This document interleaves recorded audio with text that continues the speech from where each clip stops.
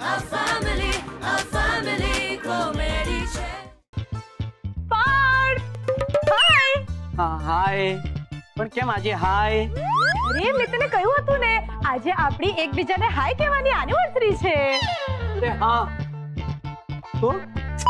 તો હું તારા માટે એનિવર્સરીની ગિફ્ટ લાવી છું. મને ખબર છે કે તને હસવું બહુ જ ગમે છે એટલે હું તને આ જોક બુકમાંથી જોક સંભળાવીશ. ઓકે સાંભળ. આ જો માખીઓ ક્યાં છે? ના ના માખીઓ પર જોક છે. જોક સાંભળ. તે માખી એકવાર ફિલ્મ જોવા ગઈ તો ફિલ્મ જોઈને બંને બહાર નીકળી તો એકબીજાને પૂછ્યું શું કરીએ, જાતે ઉડીને જવું છે કે કૂતરો કરી લઈએ? ના મજા આવી. કઈ નહીં હું તને બીજો જોક સંભળાવું. હા સાંભળ. એકવાર ઉંદરના બચ્ચા રમતા હતા ત્યાં બિલાડી આવી. બિલાડીને જોઈ એક ઉંદરનું બચ્ચું કૂતરાની સ્ટાઇલમાં ભૌ ભૌ બોલ્યું. બિલાડીને લાગ્યું કે કૂતરો આવ્યો એટલે એ ડરીને ભાગી ગઈ. આ જોઈ ઉંદરના બચ્ચા આપસમાં વાત કરવા માંડ્યા કે જોયું બીજી ભાષા શીખીએ એના કેટલા બધા ફાયદા છે.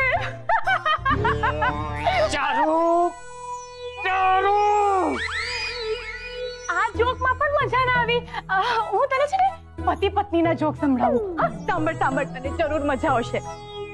એકવાર પતિ પત્ની વચ્ચે બહુ મોટો ઝઘડો થયો તો પતિએ ગુસ્સામાં આવીને કહ્યું જા જા તારા જેવી તો મને હજારો મળી જશે.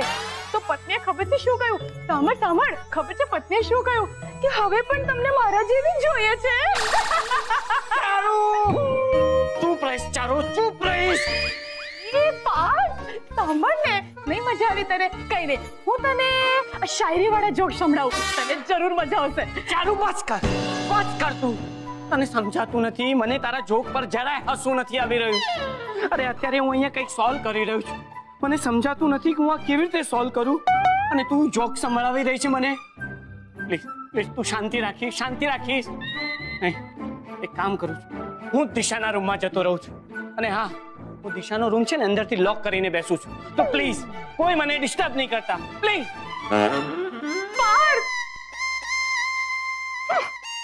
આ આઈડિયા પણ કામ ના આવ્યો.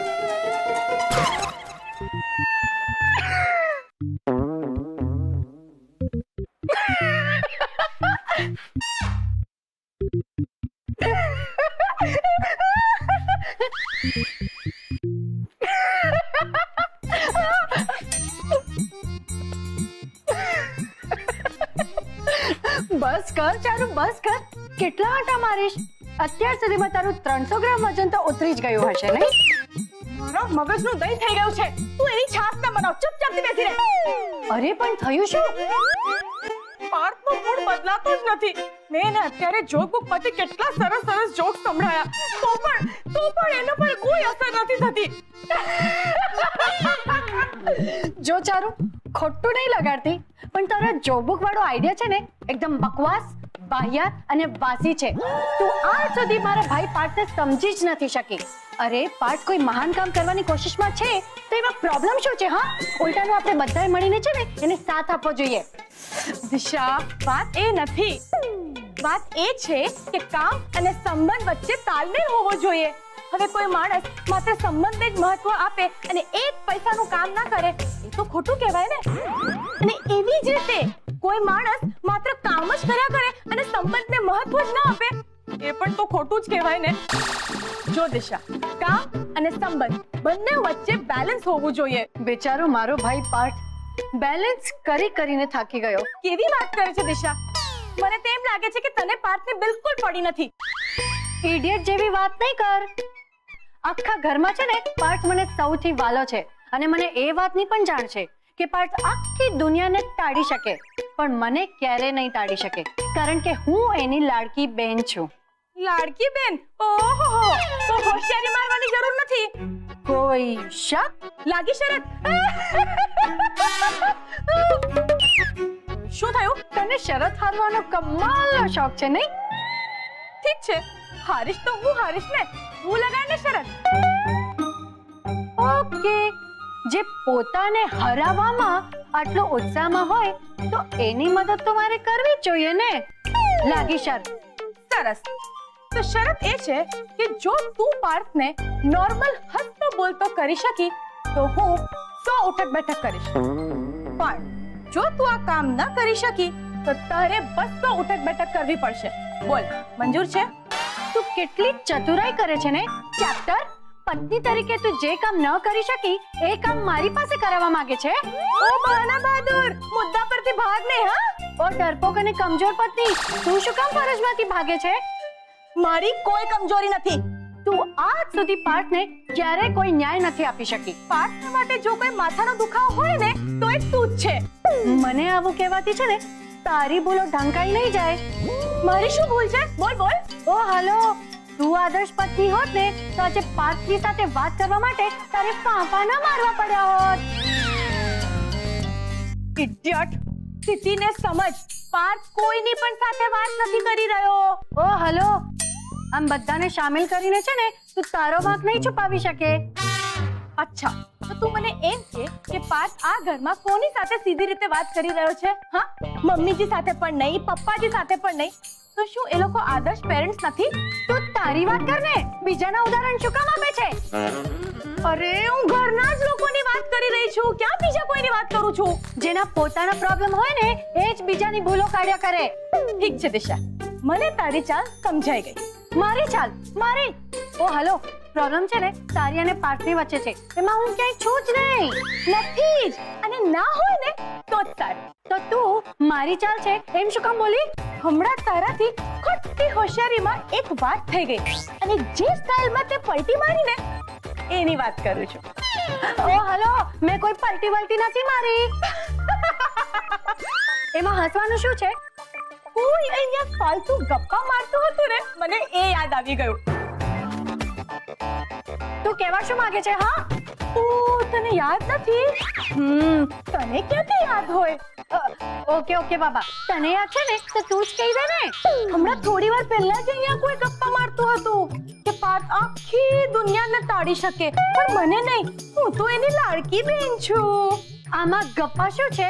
આ એક હકીકત છે. પણ હકીકત તો એ છે કે પાર્થે પોતાની જાતને તારી રૂમમાં લોક કરી દીધો છે, અને કોઈ પણ એની સાથે એની મરજી વગર વાત કરી શકે એવું પોસિબલ જ નથી. દિશા પાસે દરેક તાળાની ચાવી હોય છે, સમજી? ઓકે, પણ એ કોઈની સાથે વાત જ નથી કરતો, એનું શું? અરે, નાનપણમાં અમે લોકો ઝઘડો કરતા અને કટ્ટી થઈ જતા ને ત્યારે અમે બંને ચિઠ્ઠી લખીને વાત કરતા. આજે હું એ જ નુસ્ખો અજમાવીશ. મને નથી લાગતું કે આ નુસ્ખો કામ લાગે. ઓકે, તો 100 ઉઠબેસ કરવા તૈયાર રહેજે. ડીલ? ડીલ. પણ દિશા, મને એમ કે તને તારી વાત પર આટલો કોન્ફિડન્સ કેવી રીતે છે? તું એ રૂમમાં જઈશ કઈ રીતે?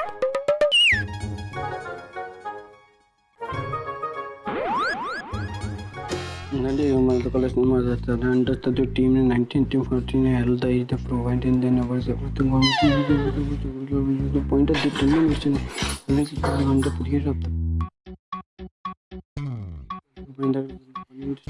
Hi Parth. Parth.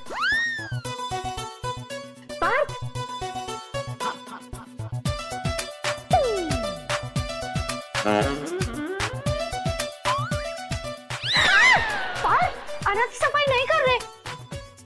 પાર્થ, મેં છે ને તારી માટે આ કાગળમાં કંઈક લખ્યું છે, પ્લીઝ જરા વાંચીને સંભળાવ ને.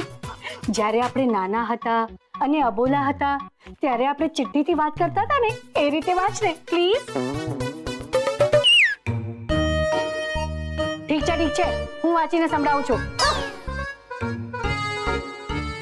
તો સાંભળ. મારા ભાઈ, તું મારો સૌથી વાલો છે, અને તારા જેવો ભાઈ જે બેનને મળે ને એ બહુ જ નસીબદાર કહેવાય. હું દર વર્ષે તને જે રાખડી બાંધું છું એ રાખડીની આણ રાખીને તું મારી સાથે વાત કરીશ એની મને પૂરેપૂરી ખાતરી છે.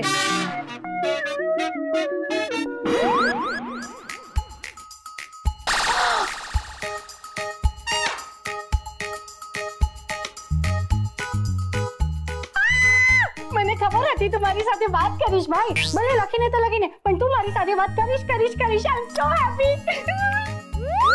હા, ઓકે, દિશા, જો તું મને હવે ડિસ્ટર્બ કરીશ ને તો હું આ ઘર છોડીને ચાલ્યો જઈશ.